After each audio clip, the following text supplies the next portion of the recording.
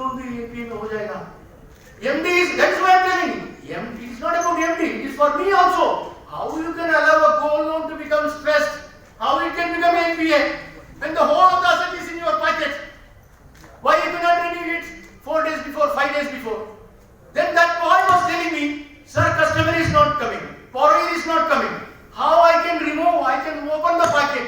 Because you know in the southern part of the country gold loans are more and more of frauds are taking place only in gold loan.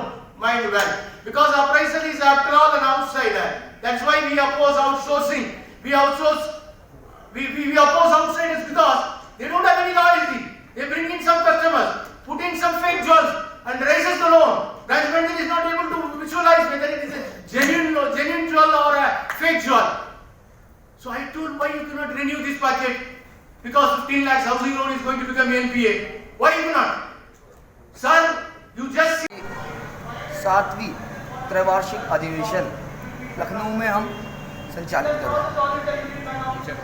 ये अधिवेशन ऐसे समय पर किया जा रहा है जब केंद्र सरकार पब्लिक सेक्टर बैंक्स को प्राइवेटाइज करने की बात कर रही है। यदि पब्लिक सेक्टर बैंक्स का निजीकरण किया जाता है इस देश के अंदर तो इसका नुकसान सिर्फ पब्लिक सेक्टर बैंक एम्प्लॉयज़ को ही नहीं होने वाला है।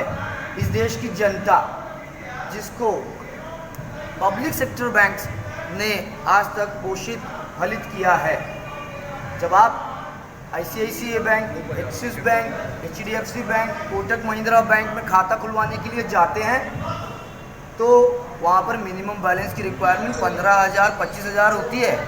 वहाँ पर गरीब आदमी को तो छोड़िए, आपके हमारे जैसे लोग भी अपना खाता मेंटेन नहीं कर पाएंगे। ये बात आपको समझनी होगी, लोगों तक पहुँचानी होगी। संगठन अपने स्तर पे संघर्ष कर रहे हैं, प्रयास कर रहे हैं। जंतर मंतर पे भी हमारा धरना प्रदर्शन हुआ था 21 तारीख को, 23 तारीख को भी हमारा धरना प्रदर्शन जंतर मंतर पर हुआ इसके विरोध में। आपको ये बात समझना होगा कि ये जो लड़ाई है ये सिर्फ बैंक के अधिकारियों और कर्मचारियों की नहीं है, ये लड़ाई इस देश की आम जनता की भी है। क्योंकि जब कोरोना आया तो पब्लिक सेक्टर बैंक ही खोल के सबको पैसा दिए, 2-2 हज़ार रुपये प्रधानमंत्री जी ने दिए, पब्लिक सेक्टर बैंक ने दिए, लाइन लगा कर दिए। किसान बीमा की कोई निधि आती है, योजना की कुछ भी आती है, पब्लिक सेक्टर बैंक पैसा देते हैं। ये भी आपको समझना होगा। 10,000 रुपये PM स्वनिधि योजना में पब्लिक सेक्टर बैंक ने दिए। प्रधानमंत्री जनधन योजना में, जैसा कि अभी हमारे ऑल इंडिया महासचिव गणेशन जी ने बताया, पब्लिक सेक्टर बैंक ने 44 करोड़ अकाउंट खोले। आप सभी इससे वाकिफ हैं, छुपा नहीं है किसी से। प्रधानमंत्री जी ने, फाइनेंस मिनिस्टर ने पार्लियामेंट के पटल पे ये बात रखी है, बोला है कि पब्लिक सेक्टर बैंक ने बहुत अच्छा काम किया। 2 लाख करोड़ रुपए के करीब हम लोगों ने डिपॉजिट उस खाते में डाल दिया। प्रधानमंत्री जी की जितनी योजनाएं हैं, सरकार की जितनी योजनाएं हैं, पब्लिक सेक्टर बैंक सब करते हैं। जब हम ये सब काम करते हैं तो हम इसको वित्तीय समावेशन के तहत करते हैं। वित्तीय समावेशन में हम आर्थिक स्थिति नहीं देखते हैं। अगर आप देखेंगे पब्लिक सेक्टर बैंक कहीं गांव में ब्रांच खोल के बैठा हुआ है, पहाड़ के ऊपर कहीं ब्रांच खोल के बैठा हुआ है। क्या आपको लगता है कोई ICICI bank, Kotak Mahindra bank जाके गांव में ब्रांच खोलेगा? क्या आपने देखी है ऐसी कोई शाखा? तो मैं आप लोगों के माध्यम से ये निवेदन करना चाहता हूँ, मैं ये चाहता हूँ कि आप लोग इस बात को आगे बढ़ाएं कि यदि पब्लिक सेक्टर बैंक आज संघर्षरत है तो आपके भी समर्थन की उनको आवश्यकता है। इसमें देश की जनता का हित भी निहित है। अधिवेशन में किन किन बातों पर चर्चा हुई?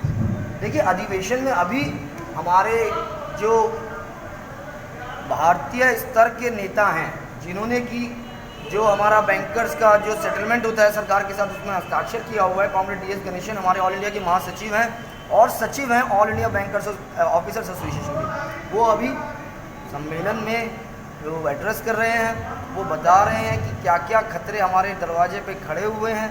प्राइवेटाइजेशन यदि होता है या फिर यदि पब्लिक सेक्टर बैंक के साथ ऐसा होगा तो उसके क्या को असर पड़ने वाले हैं, क्या उसके कुप्रभाव होंगे।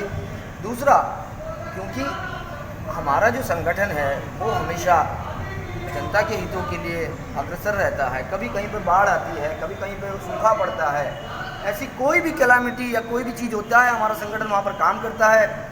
आज हमने गणेशन जी को यहाँ पे इनवाइट किया है लखनऊ के लोगों को एड्रेस करने के लिए। लखनऊ एक महत्वपूर्ण प्लेस है। हमारी ये इच्छा है कि लखनऊ में हमारे ऑफिसर्स जो है, हमारा मैसेज जो है उत्तर प्रदेश उत्तराखंड की गांव-गांव तक लेके जाएंगे। हमारे सभी ब्रांचेस में हमारा मैसेज पहुंचेगा। हमारा जो ये अधिवेशन है इसको हमने फेसबुक पे भी लाइव ब्रॉडकास्ट करवा रहे हैं। हमारे यहाँ पे हमारे संगठन में पूर्णतः पारदर्शिता रखी जाती है। आपने ये बात देखी भी होगी।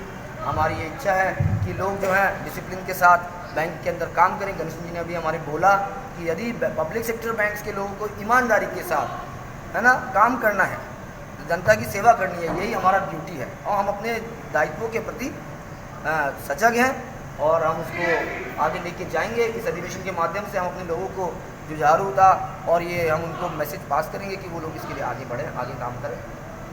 अंदर की उत्तर प्रदेश एवं उत्तराखंड दोनों आते हैं, उसका चुनाव होता है।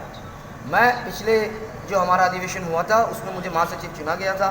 अब आज यहाँ पर जो है हमारे जो लोग हैं डेलीगेट्स पूरे उत्तर प्रदेश उत्तराखंड से आए हुए हैं, वो निर्वाचित करेंगे जो भी आगामी बॉडी होगी। आज हमारी पुरानी बॉडी का जो समय है वो आज ख़त्म हो रहा है, इसीलिए हम यहाँ पे अपना रिपोर्ट कार्ड देने आए हैं। मैं जनरल सेक्रेटरी के तौर पे अपना रिपोर्ट कार्ड यहाँ पे प्रस्तुत करूँगा। लंच के बाद चुनाव होगा। That is why I told you that the quality of asset has got to be. We are not against third party, but third party should not take away. That regional manager called me. Ganesh ji मैंने उसको बताया वो renew करने के लिए gold loan की आज last date है। उसकी जो पेर्कुलेटिंग है उसका जो हाउसिंग लोन है, ये गोल्ड लोन है।